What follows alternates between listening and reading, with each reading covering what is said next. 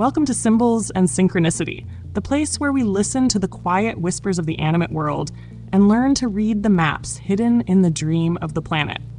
Think for a moment about the floorboards beneath your feet and the walls that comprise your home. You believe you know this place. You have signed an agreement with these four walls that they are solid, predictable, and entirely yours. But then one afternoon, you reach into a drawer you have tidied 100 times. Or you look beneath a chair you have sat in for years, and there it is. A key. Heavy, cold, and utterly foreign. It fits no lock in your house. It belongs to no memory in your mind.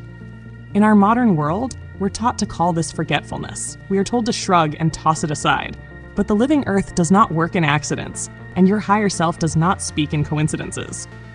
This is a ghost key, a physical object that has violated the laws of your closed environment to find its way into your hands. It is an impossible guest, a jagged hole in the fabric of your reality that proves the boundary between what is here and what is there has begun to leak. Stay with me, because we are going to look past the smoky mirror of the mundane. In the next few minutes, I will show you how the unseen breaks through to deliver these symbols.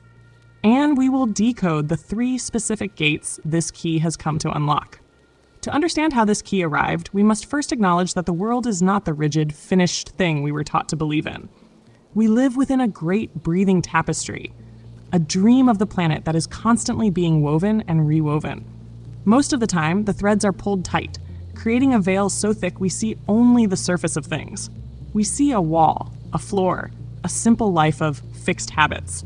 But like the soil after a heavy rain, this veil has its soft spots. There are moments when your internal frequency shifts, perhaps through a deep grief, a sudden joy, or the quiet decision to change, and the fabric of your reality begins to stretch and thin. Unseen powers begin to act when the moment is right. In these moments of thinning, a message can be punched through the barrier between the seen and the unseen, depositing an anchor for you to latch onto. This key is a gift of gravity and substance, forced through a rip in the veil to act as a bridge. Consider the way a river stone settles into the bed of a fast-flowing river. It does not fall by accident. It finds the place where the water is slow enough to let it rest. This key has been waiting in the currents of a different possibility, watching for the moment your own life became still and deep enough to hold it.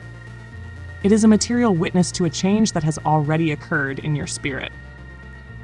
By appearing in your physical space, the key confirms that the boundary you once thought was solid has given way, providing you with a tangible tool of passage so that you may step forward with confidence. Once the key is in your hand, you must ask which of the 3 gates it has come to open, because arrival carries a specific purpose. The first is the internal gate. This key appears when you have finally outgrown an old agreement, a story you have told yourself about who you are and what you are allowed to be.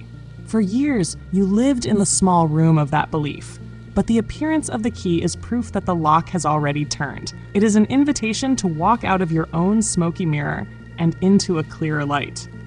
The second is the external gate. Here, the key acts as a scout for the physical world. It arrives just as the landscape your life is preparing to shift. A new home, a sudden career path, or a person meant to take a role in your life. This key is the material evidence that a door has been built in the world of form, even if you cannot yet see the handle. It tells you to prepare your house, because change is already knocking at your door. The third and most ancient is the ancestral gate. This is the key that feels heavy with time, perhaps rusted or strangely shaped, as if it belongs to a different century.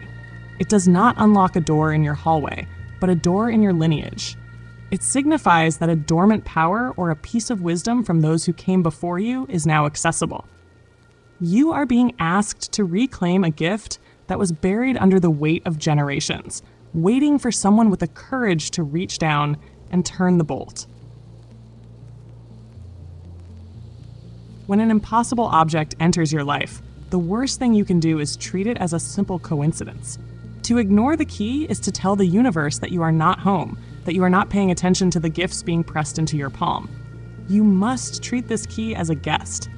Hold it in your hands and feel the weight of it, acknowledging that your reality has expanded beyond the walls you once knew. Place it somewhere honorable, perhaps on a windowsill where it can catch the light, or near the door you use most often. This act of placement is a new agreement. You are signaling that you are ready to walk through whatever threshold has been revealed. You are no longer living in the same house you inhabited yesterday. The appearance of the key is the final proof that the boundary between the dream and the seeker has dissolved. The door itself may not be visible to your eyes yet, but the key has arrived because the door is already within you, waiting for your hand to find the lock. Thank you for being with us here at Symbols and Synchronicity. If a mysterious key has ever appeared in your life, tell us about it in the comments. And if this message resonated with you, please like and subscribe so we can continue to explore these mysteries together. Until next time, keep your eyes open to the signs that find you.